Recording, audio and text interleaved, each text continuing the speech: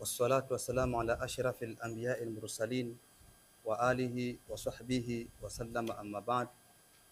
Baada ya kumshukuru Mwenyezi Mungu Subhanahu wa Ta'ala na kumtakia rehma na amani bwana Mtume Muhammad sallallahu alaihi wasallama, nimepewa amri hii na mashekhe zangu na shekhe wangu wa mkoa kama mlezi kwamba niweze nami kuwa miongoni katika wale ambao watakao fikisha mada leo hii. Ameona nitiwe, lakini wazungumzaji wapo wengi, lakini katika watu 15 hawezi kuzungumza wote, walau mmoja wawili watatu watakuwa ni mawakala kwa sababu ya wengine, na si maana kwamba yule alopewa nafasi kwamba ni mjuzi kuwazidi wale walofanya nini, walokuwa wamekaa chini. Wasema tunazungumza haya kwa kule kutekeleza nini, amri ya viongozi wetu ya mashekhe zetu. Kaka yangu mwalimu wangu Ustadh Rama amezungumzia mwanzo, lakini akagusa nukati mbili. Hizi nukati zipo 6 kama alivyosema, kuna ikhtilafu wanachuoni, wengine 5 wengine 6, lakini kwa mujibu wa kitabu chetu hiki huyu shekhe ameweka nukati 6. Kwa hiyo kaka yangu mwalimu wangu baada ya kuzungumza nukati mbili, na mimi napendelea nizungumze 2 afu 2 za mwisho amwachia shekhe mwenyewe atakuja kuzimaliza pamoja na kuyafunga maneno. Mimi nitakwenda hifdhun nafsi, nadhani hipo hapa katika bango letu. Hifdhun nafsi, kuhifadhi nafsi. Wanachuoni wamezungumzia nini kuhifadhi nafsi ya mwanadamu? Sheikh anasema himayatun nafsi ahadun ahamul kulliyati allati harasa ash-shar'u alaiha. Anasema kuhifadhi nafsi ya mwanadamu ni moja katika vitu muhimu katika zile kulia 6, vitu ambavyo sheria ya Kiislamu umepupia viwepo, na ndio maana vipo mpaka sasa. Kwa sababu gani? Kwa kila mwanadamu ni muhimu awe na dhamana ya kuhifadhi nafsi ya mwanadamu mwenzake. Uislamu hujaamuru kwamba watu wauane hofu bila utaratibu, hapana, si hivyo. Qala Allahu Ta'ala, Mwenyezi Mungu amesema, min ajli dhalika katabna ala bani Israil annahu man qatala nafsan bighairi nafsin au fasadin fil ardi fakaannama qatala an-nasa jami'a wa man ahyaha fakaannama ahya an-nasa jami'a. Al-Maida aya 32. Hapa shekhe ameweka nafsi ya aya hii kwa maana kubwa ya kututolea mfano uliopatikana ndani ya Qur'ani ya wale wawili, wale Habil na Qabil, walifanya kitendo kibaya cha kumuua mmoja, kumuua nani? Mwenzake. Sasa kwa ule ubaya uliofanyika kule, Qur'ani ikawa imekataza mtu kumuua mwenzake basi na kwa utaratibu, na ndio maana shekhe akastadili kwa kutokea aya Mwenyezi Mungu Subhanahu wa Ta'ala, ambayo aya hii ni dalili kwetu sisi nakataza mtu kuua nafsi ya mwenzake. Ndio maana yake man qatala nafsan bighairi nafsin, mwenye kuua nafsi pasina nafsi nyingine, au kafanya ufisadi al-ardhi, basi mtu huyo kana kwamba amewaua watu wote. Uislamu na utaratibu maalum, si kila mtu anaweza kauua tu hofu, hapana. Tunakuwa haraka kutokana na wakati. Kisha akasema Allah Mwenyezi Mungu Subhanahu wa Ta'ala kwamba walladhina la yad'una ma'a Allahi ilahan akhar wa la yaqtuluna an-nafsa allati harrama Allahu illa bil haqqi wa la yaznuna wa man yaf'al dhalika yalqa athama yudha'af lahu al-'adhabu yawm al-qiyamah.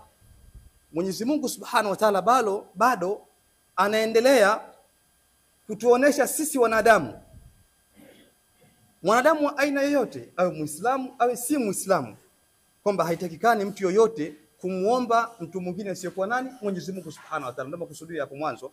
Pili akasema haitakikani pia kuua nafsi ya mtu mwingine.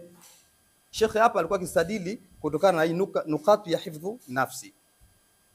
Turuke nukta nyingine kutokana na wakati. Hifdhul mali, kuhifadhi mali. Uislamu umezungumzia nini kuhifadhi mali? Laqad ahata al-islamu al-mala bisajiyati mutaaddida min al-hifdhi, bisiyajati mutaaddidati min al-hifdhi au mutaaddidatu min al-hifdhi. Uislamu umeizunguka mali kwa mambo mengi ambayo yanapelekea kuhifadhi ile mali.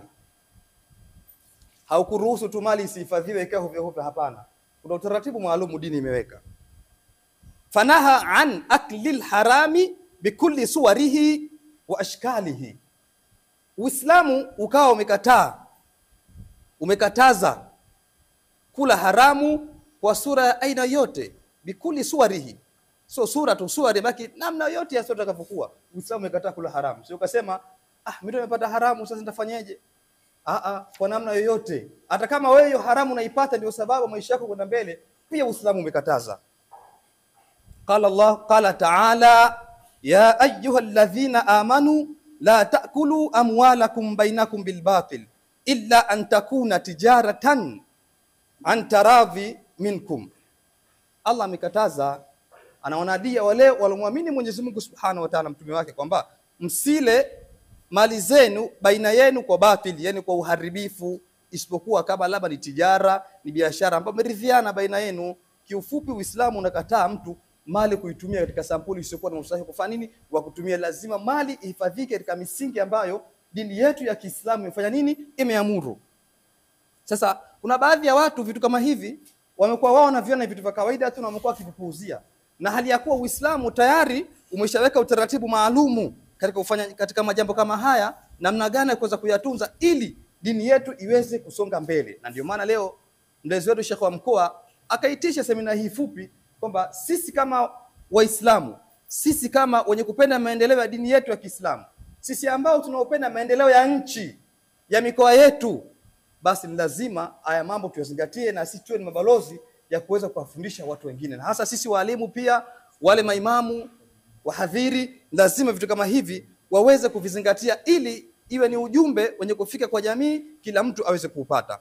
Kwa kumalizia, wa an ibni Abbasi radhiyallahu anhuma anna sayyidana Sa'da ibni Abi Waqqas radhiyallahu anhu qala, kutoka kwa Ibn Abbas, Mungu awe radhi hawawili, yeye na mwanae, kwamba bwana wetu Sa'd ibn Abi Waqqas, na huyu ni mmoja katika wale masahaba 10 albashiru wa pepo na bwana mtume Muhammad, anasema ya Rasulullah, alizungumza siku moja Sa'd ibn Waqqas kumwambia mtume, ya Rasulullah, ewe mtume Mwenyezi Mungu, ud'u Allah ayaj'alani mustajaba da'wati,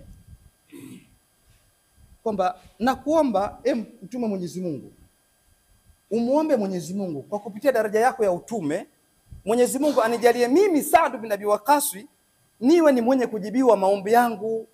Sa'd anaambia mtume, kwa daraja yako uliokuwa nayo wewe, basi na shaka Mungu hawezi kukataa maombi yako. Basi ninakuomba umuombe Mwenyezi Mungu anijalie mimi Sa'd bin Abi Waqqas, kila ninapokuwa nikiinua mikono nikimuomba Mwenyezi Mungu Subhanahu wa Ta'ala, niwe ninajibiwa maombi yako. Kufanya nini? Ya kumwomba Mwenyezi Mungu.